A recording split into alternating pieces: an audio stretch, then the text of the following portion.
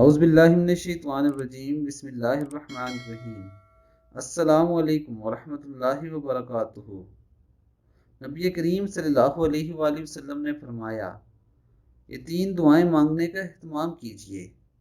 اللہم انی اسألک حسن الخاتمہ، اے میرے پیارے اللہ، میں آپ سے اچھے خاتمے کی دعا کرتا ہوں۔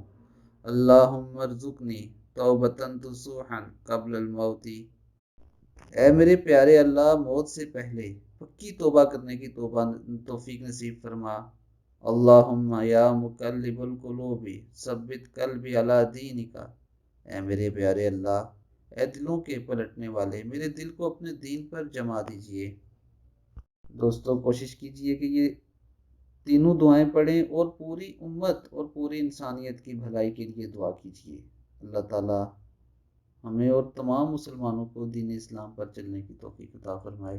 السلام علیکم ورحمۃ اللہ وبرکاتہ۔